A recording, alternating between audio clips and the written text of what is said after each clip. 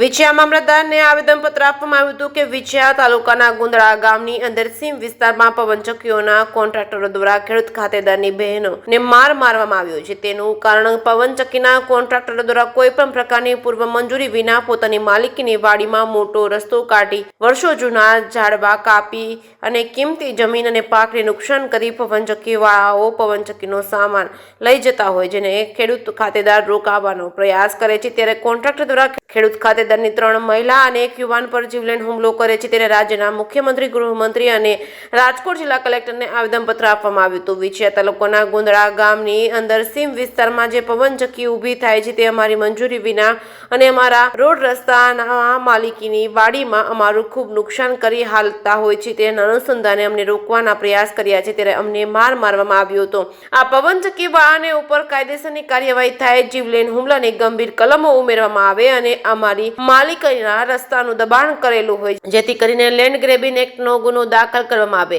કાયદા વ્યવસ્થાનું ભાન કરાવવામાં આવે તેવું આજે મામલતદાર અને રાજ્યના મુખ્યમંત્રી અને ગૃહમંત્રીને અને કલેક્ટરને લેખિતમાં આવેદનપત્ર આપવામાં આવ્યું હતું। આવેદનપત્ર ખેડૂત સેવા સંગઠન ગુજરાતના સ્થાપક મુકેશભાઈ રાજપરા તેમજ રાજકોટ જિલ્લા કોંગ્રેસ સમિતિના ઉપપ્રમુખ મુકેશભાઈ કાણોત્રાની આગેવાનીમાં આપવામાં આવ્યું હતું। રાત્રે પવનચક્કી વાળા આવ્યા, એ લોકોએ આવીને સીધો પેલા થાંભલો પાડી દીધો, એટલે અમે ડાયરેક્ટ બધે બેનો અહીંયા ઊભા રહી ગયા। ને એટલે એ લોકોએ ડાયરેક્ટ અમારા બાવડા પકડીને ઘા કરી દીધા। એટલે અમે પાછા એ બાજુ ગયા ને એટલે થાંભલા અમારે બધા બાજવા મળ્યા। એટલે અમને બાવડા પકડીને ઘા કર્યા ને એટલે અમને આજે આ બાવડું દુખે છે। તો અમે બધા એમ કહેવા મળ્યા કે અમારો રસ્તો છે એટલે અમે અહીંથી નહીં જાવી। તો એ કે વાહન આવવા દો, તમને એ ભલે બધા ઊભા તમ તારે આવવા દો। તો જેસીબી વાળાએ સીધી જેસીબી આપવાનું ચાલુ કરી દીધું। પાછળ જે ઓલું પવનચક્કીનું હતું થાંભલા વાળું એ પણ આવવા દીધું, એ કે આવવા દો, પણ એ પવનચક્કી વાળાએ ના પાડી દીધી એટલે એને ઊભું રાખી દીધું। બાકી જેસીબી વાળા તો આવવા જ દીધું હતું। અમે છે ને આ સ્થળ ઉપર રાત દિવસ બેસી સ્ત્રી અને તોય અમને કોઈ હારતું નથી। અમે છે ને રાત્રે અહીં હતા તો એ લોકોએ બળજબરી કરી અને તો અમે આ થાંભલો છે ને બધાએ કોશિશ કરી બસાવવાની, તો એ લોકોએ છે ને અમને ધક્કા મારીને આ સાઈડ બધાને ધકેલી જ દીધા। હારે કોઈ લેડીઝ નથી, કોઈ નથી, તો એ લોકો છે ને લેડીઝ ઉપર હાથ ઉપાડાય કે ન ઉપાડે એ લોકોને સમજવું પડે કે ન સમજવું પડે। તો આ છે રાજકોટ જિલ્લાના વિછિયા તાલુકાના ગુંદાળા ગામની સીમ, જ્યાં આ પવનચક્કીઓ વાળા બેફામ રીતે સરકારની મંજૂરી હોય કે ખેડૂતની મંજૂરી હોય, કોઈની મંજૂરી પૂર્વ મંજૂરી લીધા વગર આજે રાત્રે બહેનો ઉપર ઇચકારો હુમલો કર્યો। બહેનો દીકરીઓને અડધૂત કરી અને જ્યારે એને પૂછવામાં આવ્યું કે તમે આમાં અમારી માલિકીની જમીન છે, કોની મંજૂરીથી અહીંયા વાહનો ચલાવો છો, કોઈ પણ પ્રકારની મંજૂરી લીધા વગર આ લોકો પોતાની દાદાગીરીથી બળજબરીથી ખેડૂતોને દબાવે છે। ખેડૂત સેવા સંગઠન ગુજરાતની માંગ છે કે ખરેખર ગુજરાતની અંદર કાયદો વ્યવસ્થા છે કે નહીં। ગુજરાતની અંદર ખેડૂત રાત દિવસ મહેનત કરીને પોતાની જમીન બચાવવા માટે મથતા હોય, પરંતુ ગુજરાતની અંદર બેફામ રીતે આ પવનચક્કીઓ વાળા અત્યારે જ્યાં ત્યાં પવનચક્કી નાખી ખેડૂતોની જમીન હડપ કરી રહ્યા છે।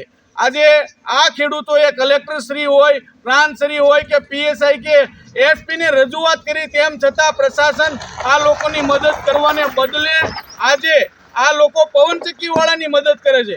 ખેડૂત સેવા સંગઠન ગુજરાતની એક માંગ છે કે ગુજરાતની અંદર તો ઠીક, પણ તાજેતરનો જે ગુંદાળાની અંદર બનાવ બન્યો, કોઈ પણ ખેડૂત સાથે આ જે પવનચક્કી વાળા હોય કે પછી સોલાર પ્લેટ વાળા હોય, કોઈ પણ ખેડૂત સાથે અન્યાય થશે તો ખેડૂતોને સાથે રાખી વિછિયા મામલતદાર કચેરીએ જલદ આંદોલન કરવામાં આવશે। આજે કાયદેસર રીતે આ બેનને અડધૂત કર્યા, મારવામાં આવ્યો, એની એફઆઈઆર લેવામાં આવે એવી અમારી ઉગ્ર માંગ સાથે ખેડૂત સેવા સંગઠનની માંગ છે। ક્યાં સુધી ખેડૂતની મંજૂરી ન મળે, ત્યાં સુધી ખેડૂતને હેરાન કરવામાં ન આવે, અન્યથા ખેડૂતો માટે, ખેતી માટે, જમીન માટે જલદ આંદોલન કરવામાં આવશે। રાજકોટ જિલ્લાના વિછિયા તાલુકાના ગુંદાળા ગામ વિસ્તારની અંદર, આમ તો આખા જસદણ વિછિયા વિસ્તારની અંદર સરકારની પરમિશન હોય કે ન હોય, ખેડૂતોની કોઈ પણ પ્રકારની મંજૂરી લીધા વગર બેફામ રીતે વિન્ડ ફાર્મ એટલે કે પવનચક્કી ઊભી થવા જઈ રહી છે, જેમાં ગુંદાળા ગામના ખેડૂતોને આ પવનચક્કી વાળાએ તાજેતરની અંદર બહેનોને એના કોન્ટ્રાક્ટરો જેમ ગુંડા જેવું વર્તન કર્યું, બહેનો ઉપર હાથ ઉપાડ્યા, એને માર્યો અને એને જેમ તેમ બેફામ રીતે વાણી વિલાપ કર્યો. અહીંયા પોલીસની હાજરી હોવા છતાં, પોલીસ પ્રશાસન હોવા છતાં આ પવનચક્કીવાળા બેફામ રીતે વાણી વિલાપ કરે, ખેડૂતોને દબે, ખેડૂતોને મારે. તેમ છતાં ગુજરાતની અંદર કાયદો વ્યવસ્થા છે કે નહીં એ અમને ખબર નથી.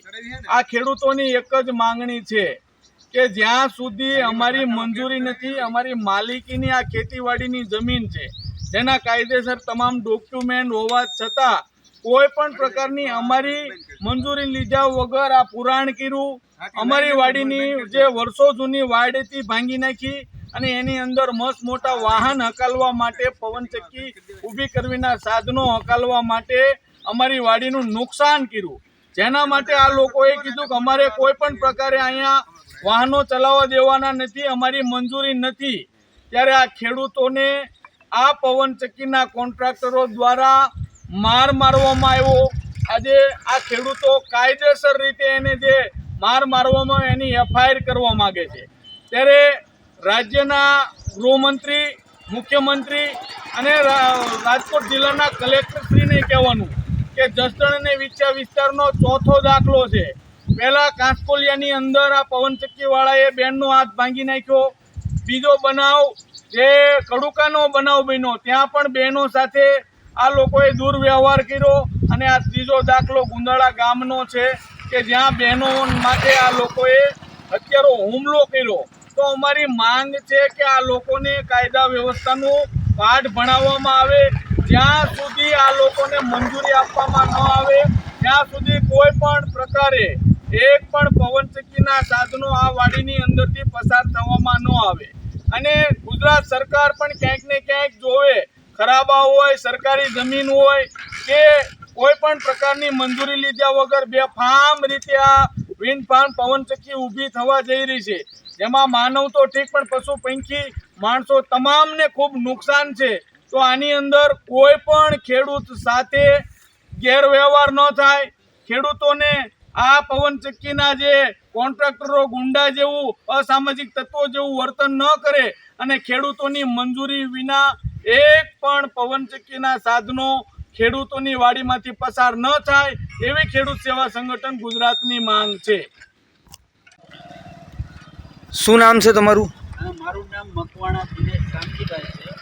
જે અત્યારે સ્થળ ઉપર ઊભો છો એ અમારી હૈયારી માલિકીની જમીન છે, ખેતીની જમીન છે, જેની અંદર પવનચક્કીવાળા કોઈ પણ પ્રકારની પૂર્વ મંજૂરી વગર અમારી ખેતીની જમીનમાંથી રસ્તો કાઢવા માટે બળજબરીપૂર્વક કામ કરી રહ્યા છે. જેને અમે લેખિતમાં મામલતદાર, પ્રાંતશ્રી, કલેક્ટરશ્રી બધાને રજૂઆત આપેલી છે. આજથી 20 દિવસ પહેલાં 4 તારીખે અમે એની રજૂઆત કરેલી. તેમ છતાંય આજ સુધી કોઈ પણ પ્રકારની અમને એ બાબતમાં જાણ કે કાગળથી જાણ થઈ નથી. અને છેલ્લા 5-7 દિવસથી રાત ઉજાગરા જેમ અમે વાડીમાં કરતા હોઈએ એ અમારી જમીન બસાવવા માટે અમે અત્યારે રોડ ઉપર અહીંયા આવીને ઊભું રહેવું પડે છે, જેથી કરીને વાહનો પસાર કરીને ન નીકળે.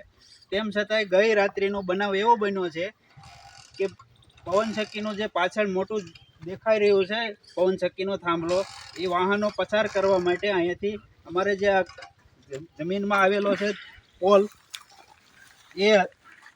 એને નડતર રૂપમાં હતો.